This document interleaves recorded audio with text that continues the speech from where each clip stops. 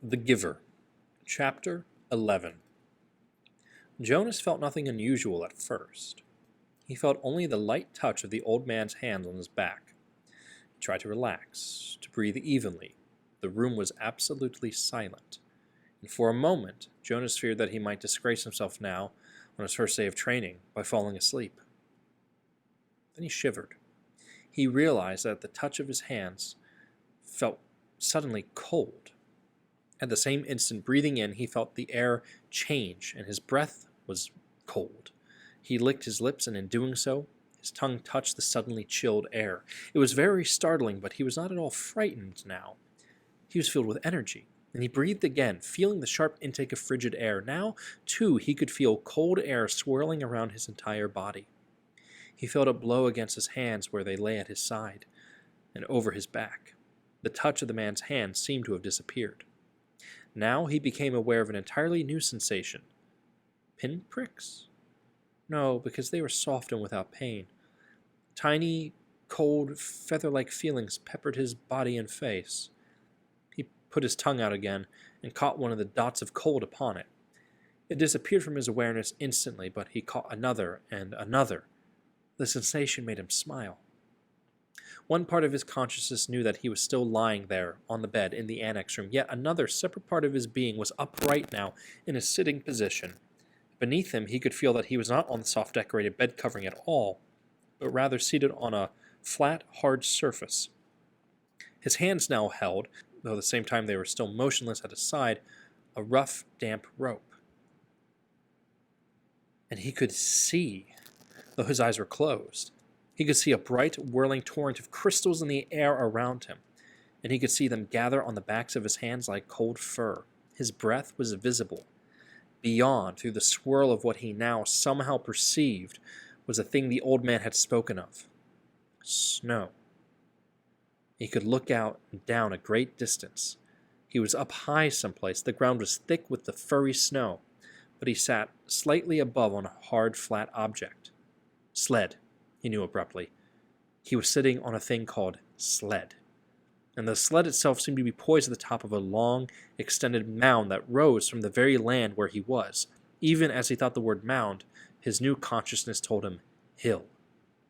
Then the sled, with Jonas himself upon it, began to move through the snowfall, and he understood instantly that now he was going downhill.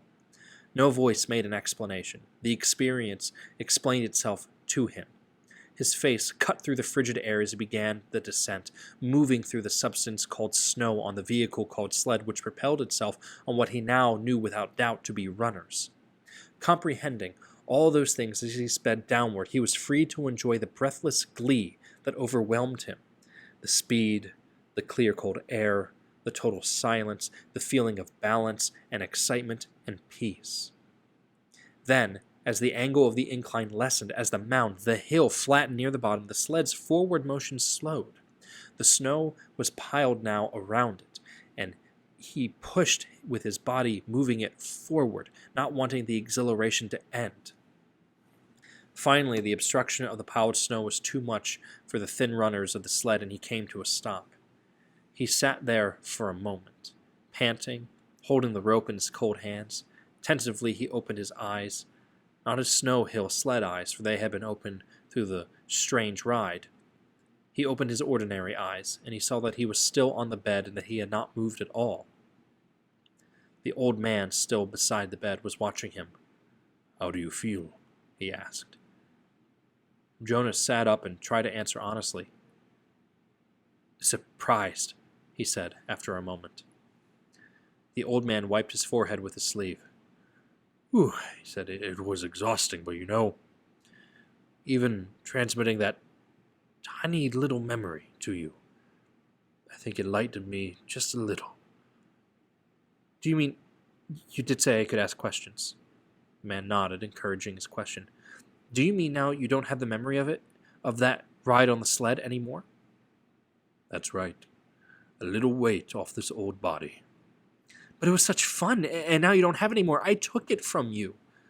But the old man laughed. "All I gave you was one ride on one sled, on one snow, on one hill. I have a whole world of them in my memory. I could give them to you one by one 1,000 times, and there would still be more. Are you saying that we could do it again? Jonas asked. I'd really like to. I think I could steer by pulling the rope. I didn't try this time because it was so new. The old man, laughing, shook his head. Maybe another day for a treat, but there's no time really just to play. I only wanted to begin by showing you how it works.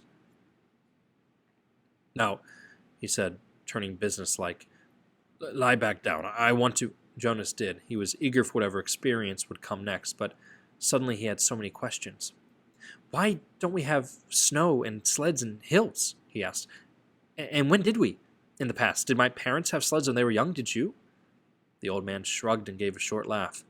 No, he told Jonas. It's a very distant memory. That's why it was so exhausting. I had to tug it forward from many generations back. It was given to me when I was a new receiver, and the previous receiver had to pull it through a long time period too. But what happened to those things? Snow and the rest of it? Climate control. Snow made growing food difficult, limited the agricultural periods, and unpredictable weather made transportation impossible at times. It wasn't a practical thing, so it became obsolete when we went to sameness. And hills, too, he added. They made conveyance of goods unwieldy. Trucks, buses slowed them down, so... He waved his hand as if a gesture had caused hills to disappear. Sameness, he concluded. Jonas frowned. I wish we had those things still, just now and then. The old man smiled. So do I, he said. That choice is not ours. But, sir, Jonas suggested, since you have so much power, the man corrected him. Honor, he said firmly. I have great honor. So will you. But you will find that that is not the same as power. Lie quietly now. Since we've entered into the topic of climate, let me give you something else, and this time I'm not going to tell you the name of it because I want to test the receiving. You should be able to perceive the name without being told. I gave away snow and sled and downhill and runners by telling them to you in advance. Without being instructed, Jonas closed his eyes. He felt hands on his back again. He waited. Now it came more quickly, the feelings. This time his hands didn't become cold, but instead began to feel warm on his body. They moistened a little. The warmth spread, extending across his shoulders, up his neck, onto the side of his face. He could feel it through his clothed parts too, a pleasant all-over sensation when he licked his lips this time. The air was hot and heavy.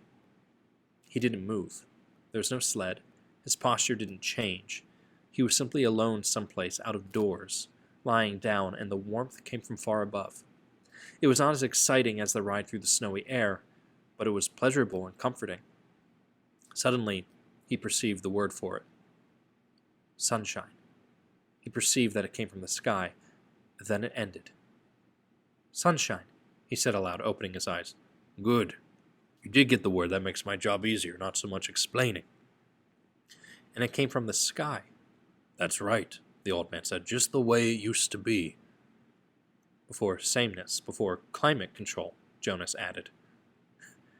You receive well and learn quickly. I'm very pleased with you. That's enough for today, I think. We're off to a good start. There was a question bothering Jonas. Sir, he said, the chief elder told me, she told everyone, and you told me too that it would be painful. So I was a little scared, but it didn't hurt at all. I really enjoyed it. He looked quizzically at the old man. The man sighed. I started you with memories of pleasure. My previous failure gave me the wisdom to do that. He took a few deep breaths. Jonas, he said, it will be painful, but it need not be painful yet. I'm brave. I really am. Jonas sat up a little higher. The old man looked at him for a moment. He smiled. I can see that, he said. Well, since you asked the question, I think I have enough energy for one more transmission. Lie down once more. This will be the last today. Jonas obeyed cheerfully. He closed his eyes, waiting, and felt the hands again. Then he felt the warmth again, the sunshine again, coming from the sky of this consciousness that was so new to him. This time, as he lay basking in the wonderful warmth, he felt the passage of time.